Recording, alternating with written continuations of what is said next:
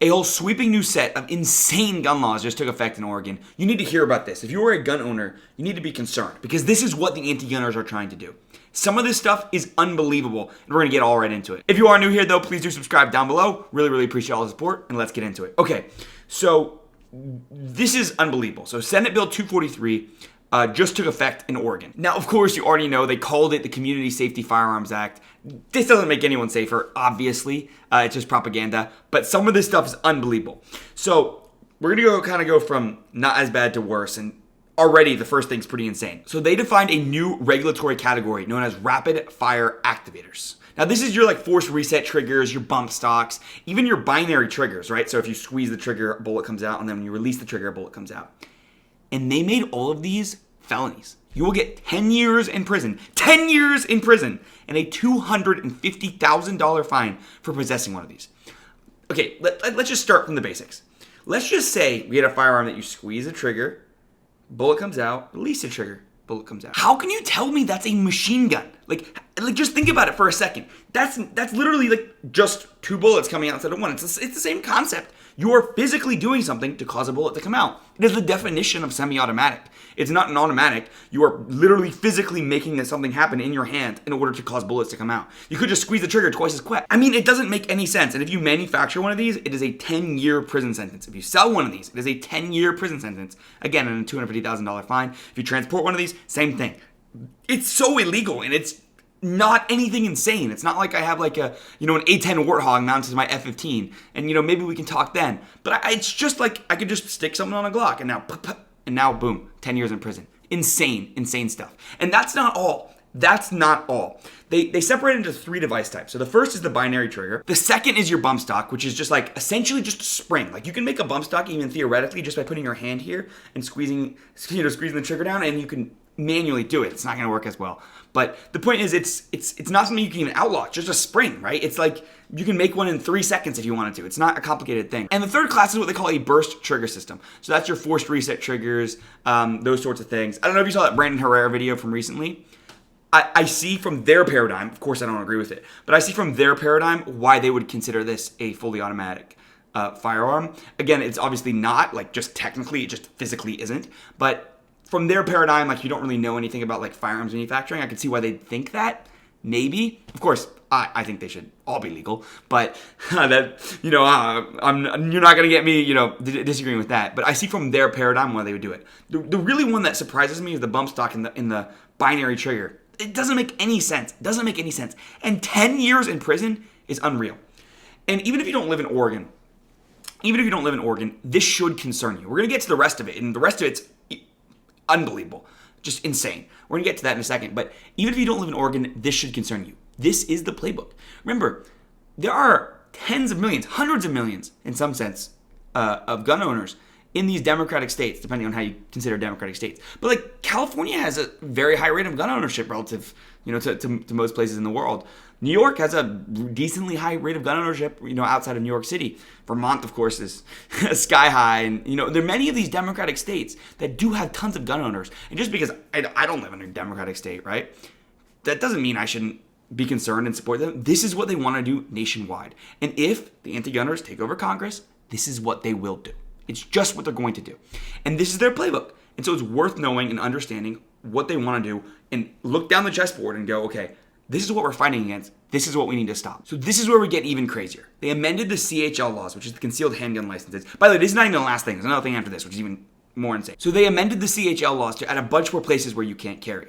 And here's the thing. The burden of proof is not on them to show that you didn't know. It's on you. So county by county now, school boards in any place where there's a government meeting taking place. So that could be a water utility section or a waste management center, right? Any of those places can now say that they don't want to have guns there and not allow guns. And because it's Oregon, that's going to be a lot of them. And county by county, you can just be banned and go to prison if you carry your firearm there. And the reason this is insane is, let's say I work at, a place where a government meeting would take place, like a waste management center. And then I go to a waste management center in the other county. Now in my county, it's totally legal to carry a handgun there, concealed carry a handgun there. And the other one, now I go to prison.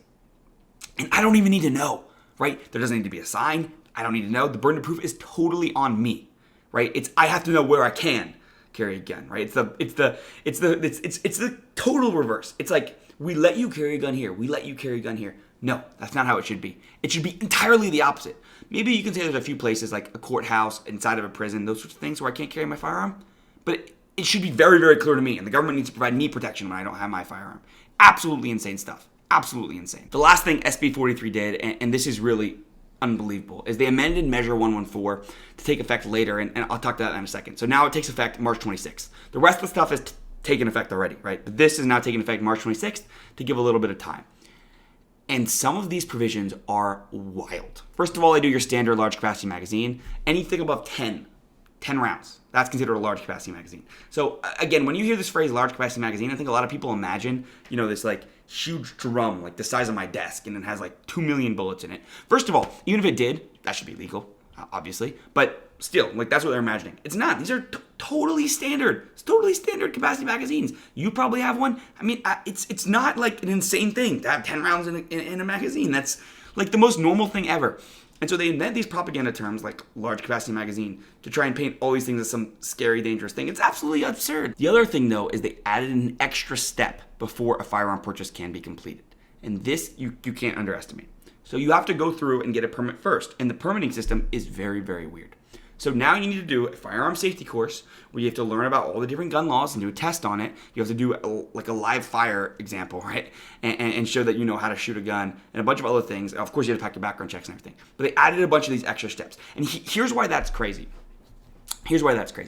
Most gun uses in America there's not a single bullet fired. Most defensive gun uses do not have a shot fired. Millions a year involve a gun used in self-defense without a shot being fired. That gun could not have a bullet. That gun could not be able to fire, right? It could not have a magazine, not be able to fire, become completely inoperable and rusted from the inside. And that would have the same outcome. The truth is, the power of having a firearm, typically, of course, there's some times where you do need to shoot it, but in almost all instances, the vast majority, I know, completely counter to what you'd think, but the vast majority do not involve firing a round. There's no round fired. And the reason is because the deterrent is enough for a criminal to go, yeah, maybe I shouldn't rob this guy, I'll pick someone else. And that's it. And so actually, selling a firearm to someone who doesn't know how to shoot, okay, let's be real here. It's not that hard, right? Like if there's someone this close to me and they're robbing me and I just go, boom, I don't really need any special skills, right? You don't need to train me how to do that. It's not complicated. But the point is, even if I didn't know how to do that, it's still valuable and I can still use it in self-defense.